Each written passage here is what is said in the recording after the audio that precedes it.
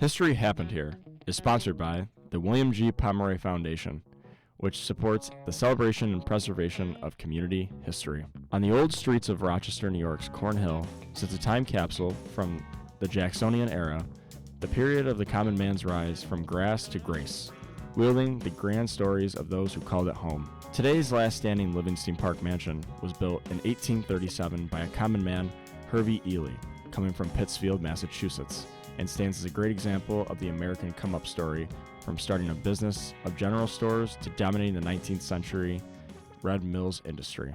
Hervey Ely came from Pittsfield, Massachusetts in I believe it was 1817, and he was 21 or 22 years of age.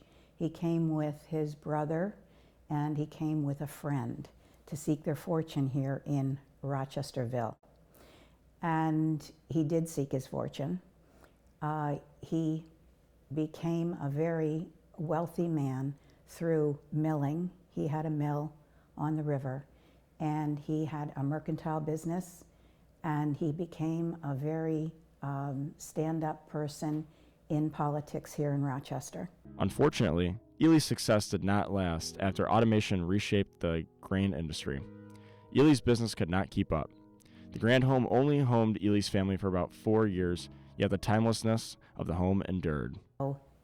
This property, Hervey only lived in for 4 years. Collapse of the grain market happened, and so he had to give up this house.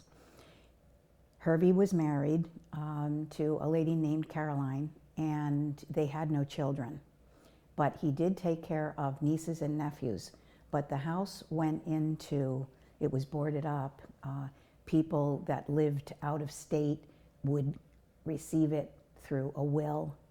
Nobody was here. There was no one living in the house. Hub for the Irondequoit chapter of the Daughters of the Revolution, a nonprofit preservation organization that exists to help promote historic preservation, education, and patriotism across the U.S. It has seen over 1 million women find purpose through membership since its founding in 1890. For a city with a rich history and innovation, the Hervey Ely House stands as a rare survivor of Rochester's fast-changing past. How is the house used today? The house today is used as our chapter home. We have board meetings here once a month, and we have our general meetings here. That's when our members come in. We do programs here, and it is used, people have used the house for small weddings, showers. It's really kind of like a hidden gem. Not too many people know about it, and we're very proud of it.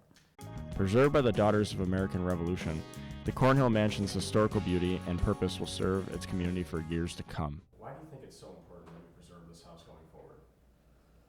Because of the history of it, because of who Hervey Ely was. He was one of the first flour millers here in the city.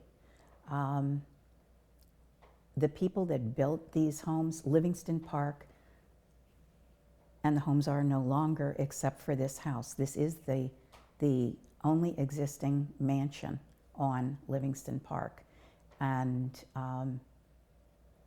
people don't know it. I would love more of the public to know, but you have to have a love and desire to see these type of homes too. But